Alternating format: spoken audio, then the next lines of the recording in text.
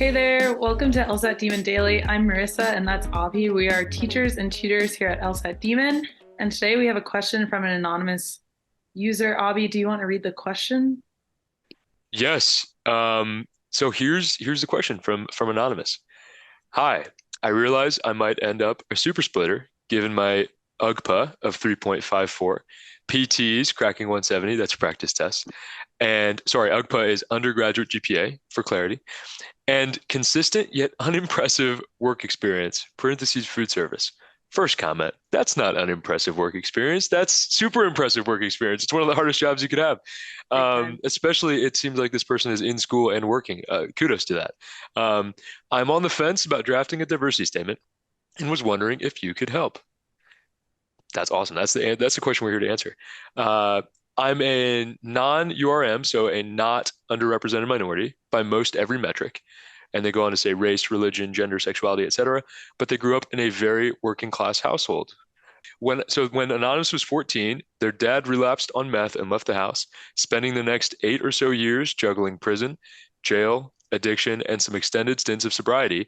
He is currently doing well. That's great news, first of all. That's awesome. I feel I have fared well enough academically, Dean's List, nationally ranked in college forensics, congratulations, and that it might be difficult to document instances where my family history has limited me in the past, though I did have to maintain employment basically from 10th grade through undergrad because of minimal available family contributions. As an adult, I've really come to terms with the fact that getting happy birthday calls from a prison collect call and attending a parent's sentencing really aren't common experiences. Anyway, I imagine I will be in a tiny segment of law school applicants who had or has had an incarcerated parent and feel as though I might be able to, for lack of better verbiage, leverage this into a more compelling application. I specifically do not want this to be a major part of my personal statement because I think I have other more persuasive insights into who I am as a potential law student and prefer to focus on accomplishments and traits as opposed to hardship. What do you think? Thanks, Anonymous. First of all, Anonymous, thank you so much for writing in. Marissa, what are your thoughts? There's a million questions built into this question, but what are Yeah. your initial thoughts? Yeah, for sure. Well, I guess right off the bat, I just would like to thank Anonymous for sharing that. Even under this sort of anonymous pen name, whatever, it's still a lot to sit down and write this and send it in. So I appreciate their transparency. So yeah, some initial thoughts. I guess I just want to like take it way back to the start and like just kind of talk about like diversity statements as a concept and who should write them, why we write them, et cetera, et cetera. So I did write a diversity statement on my application. I know, Avi, I don't know if you're planning to do it, but you haven't applied yet. So, I'm on the fence myself, Anonymous, so hopefully maybe Mercy can help me in this conversation too. okay, great. Yeah. So a diversity statement, a lot of times, schools, there are some schools that will ask for them. They'll say like, oh, optional essay if you feel, how would you enrich our community in some way, whatever, based on your diverse background or experiences, et cetera. And then there are also schools that don't. And in those cases, I just attached mine under the like other attachments section of your application. Either way, like your application just becomes one PDF. So these things like to the extent that they read through it all, they get read, right? They're on in within the application package like that. So yeah, diversity statements, as Anonymous mentioned, like as a non underrepresented minority, it might seem like what would I, should I write a diversity statement? Diversity, I guess we tend to think about as like racial or ethnic or gender or like all kinds of different ways that we are diverse sort of on paper. But I think there is some merit to diverse experiences as well. So, Abhi, do you have anything to add just about like the sort of broad strokes? I have very little to add. I think you covered all the high points. I think I will add that part of the reason I'm on the fence is very similar to Anonymous. I don't feel like I fit into one of those traditional, traditional, so to speak, categories of underrepresented minorities. But my diversity statement and what I've been advised to consider is my military background as a diversity statement. And so it just kind of Anonymous, I kind of have the same questions, and I'm really glad that I get to sit down and talk to Marissa about it because I have kind of the same questions. I have the same trepidations. Is that the kind of thing that people are looking for in a diversity statement? Is that even a question that matters? Who is anyone else to say what you're supposed to write about in your diversity statement? But yeah, anonymous, I'm right there with you. In a unique background that you have or that I have, but that doesn't necessarily fall into a traditional category of diversity statement, can make answering the question of whether to write one or not a little bit more difficult. Despite now we have an understanding, we've established an understanding of what a diversity statement is and how it fits into the application package. So I guess the question then becomes, what's the test? How do you decide? How do you decide whether to write a statement? And Marissa, I mean, maybe you can explain like how you went through the process of thinking about, you were weighing, I'm sure, do I write one, do I not? What's worthwhile to write about? How do I write this? Yeah, I think that for me, as a Black queer woman, I feel like it was not as hard for me to decide to write a diversity statement. However, it was hard to decide what to write it about. So I think like for me, and I think I shared this in one of the cycle recaps, whatever. When I was writing my personal statement, a lot of that was sort of a lot, but a lot of what I studied and my journey in college and these kinds of things, the things that I've accomplished, like made it clear that I am a Black person living in America, right? So like then when I went to write a diversity statement, I remember drafting one and sending it off to a friend in law school, and she was like, "This is good, but these are about the same thing, and like we're not trying to waste anybody's time, for lack of a better phrase, right? And Like and that's a real we, friend, by the way. yeah, If she read your stuff and she was like, "Listen, I love you, but these are the two of the same essay," that's awesome. You need yeah, more friends like we all need more friends like that in our life. yeah, we got to keep people like that around. Keep it real with Absolutely. us, right? Like Absolutely. it's just the redundancy in that situation was just not working for her, and it probably wouldn't have worked for an admissions officer as well, right? So I appreciated that, and then I took it back to the drawing board, and I'm like, well, the point of writing additional, like writing anything additional, is to add more color, more background information, more, things like that. Like the same advice we give you all about writing addendums. Like, what does this tell them and why is it important? And so I went back to the drawing board and ended up writing my diversity statement about being queer and being an educator in the South, while all of these like trans bathroom bills and things like that were being passed, and how it was like a pretty stressful time for myself and my students. And like I started a pride club, and then like my students were like, "Oh, what do we do?" And I'm like, "I don't know." Right. So like those kinds of stories, or that kind of story, sort of added a different dimension to the kind of diversity that I'd already spoken to in my personal statement. Right. So actually, Avi, I'm going to ask you to just talk a little bit about that test, because I think it was really interesting what you said about like who's to say what Right. adds diversity, right? Go ahead with Right. that. Yeah. And yeah, so when you're asking this question, right, do I write one or not? That's you have to think of it, it's almost like a test, right? What is the test of a worthwhile diversity statement? And I think something that Marissa said is really, really crucial, and I hope that everyone listening picked it out, right? She wasn't writing for the admissions officer. She was writing to best represent herself. That's why having two essays saying pretty much the same thing wasn't great. It's not because we're trying to like game the system, we're trying to like trick the admissions officer, or we're trying to like cover as many bases as we can. No, it's that those two stories that shared a lot of subject matter, they weren't the best representation of Marissa as a person and as a student, right? It's funny because Anonymous mentions this in their last line. They say, "Hey, look, I'm not trying to write this as my personal statement because I think I have other more persuasive insights into who I am as a potential law student and prefer to focus on accomplishments and traits." That's the test, Anonymous. You're on the right track. That's the question that Marissa asked herself with the help of her friend. And not to put words in your mouth, but I think you decided, yeah, like that isn't representing me to the best of my ability. And I think that there's this really cool other trait, this other quality about you that would add a ton to a classroom environment and that is a big part of who you are.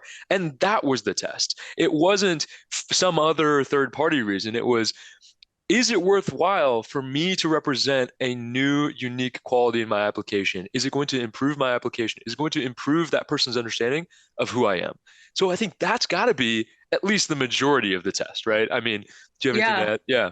no, I absolutely think so. And I think that it's really important to realize that like you are the person who can best determine what is best representing yourself, like Bobby said, right? Like you are the person who can say that this is a diverse quality about myself. I will bring this background experience, background like life qualities to my school, and it will change or impact or affect my, what I do on campus, how I interact with other people, what kind of mentoring I can provide to the people around me, like things like that, right? So like that's what admissions officers are interested in too, right? Like, because, and I've talked about this with Lily on the pod in the past, where your admissions sort of position is it's a two-way street, right? So like you are trying to present yourself as a good fit to the school, and the school is trying to determine if you are in turn a good fit for them,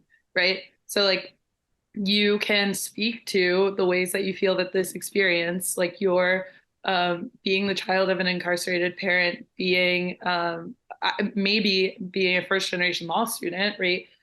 These maybe growing up working class, like you said, you had a job anonymous since 10th grade, like these kinds of things, like what will that add and how will that affect your experience in law school? If you can make that clear, then I think it is totally worthwhile to write about this, right? Absolutely. And just to reiterate, Anonymous, the only person that can answer this question, is it worthwhile to write a diversity statement or the subject matter of your diversity statement? The only person who can answer that is you, right? You have to believe it. You have to believe that what you're writing about is important to you, essential to you, a part of your identity that's going to impact your legal career and your academic career. And only you can decide that. Marissa and I can't tell you whether you believe it or not. We can't tell you if it's worthwhile or not. And obviously, I mean, obviously you think that it's worthwhile, right? Obviously, it's important enough of your identity to be able to write in and very eloquently explain the impact that it's had on your life. So, maybe you think about it a little bit, but it comes down to who can answer that test, who can qualify, whether this is the endeavor that you need to embark on. The only person that can do it is you. If you believe it and you think it's going to make your application better, it's going to better reflect how you're going to be adding diversity to an academic environment. I think you go for it. Yeah, for sure. And if it's part of your motivation for doing this, right? Like a lot of what we talked about when I think we were talking, we had a previous podcast episode where we talked about sort of like the essays and that kind of thing. Like if you, all of these things are true, right? Like everything that we are putting in our admissions packets are true, but it's up to you to draw out sort of a through line, right? And make it comprehensible. Why did I include this, right? So like that is up to you to say, this is part of my motivation, this is part of my background, et cetera, right? I think there was one last point that you wanted to make about diversity statements and maybe essays in general. Yeah. And so we've talked about what a diversity statement is. We've talked about, okay, how do you decide if you're going to write one or not? And what's the crucial kind of segue from that was, how is it going to add to your representation of yourself and your application? But I gotta say, Marissa, the fourth, but arguably the most important one, right, is, are you going to write it well? Is your Yeah, execution of the essay going to be good?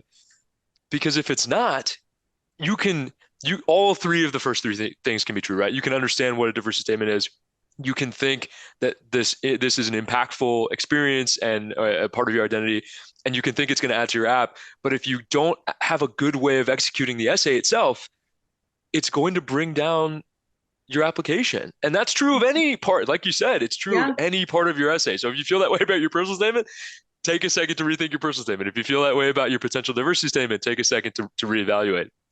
100%. I feel like a lot of what Ben and Nathan often talk about with addendums is how it is so easy to shoot yourself in the foot in that regard, right? And I think that you have to think about all parts of your application in the same way, right? Like, am like, yeah, like think really just need to look in the mirror and be honest with yourself. Is this gonna suck?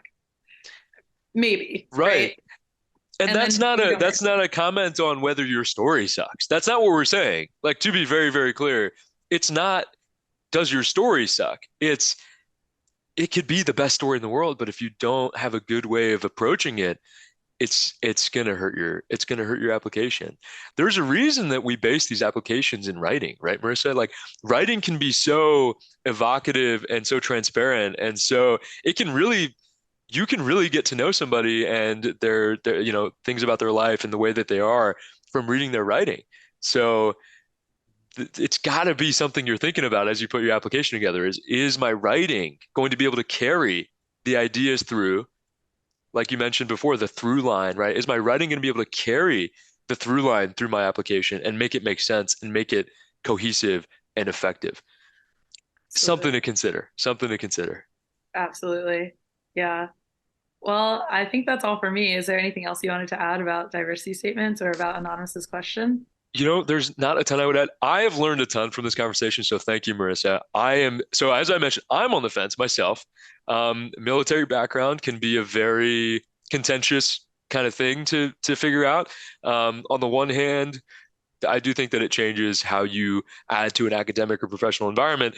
On the other hand, it's weird to consider yourself a veteran if there's all these like these meta things to consider, right? Of like, oh, like, how many wars did you fight in, or like what all this stupid stuff. So, it's complicated. Identity is complicated, and it's not just you, anonymous. It's not just you reckoning with the weight of your identity. I promise, I'm right there with you. It's hard. It's a hard question. So I definitely have some things to meditate on after our conversation, Marissa. So thank you for Yeah, letting absolutely. me join you in this conversation. Of course. Thank you so much for being here and for adding that sort of experience. Everyone stay tuned to see what Avi decides Oh, a whenever part two, applications come around. a Yeah, part two, a part three, a part four. exactly. Well, y'all email LSAT or daily@lsatdemon.com if you'd like to ask us a question or share some LSAT or law school admissions news. Thanks for listening. Thank you.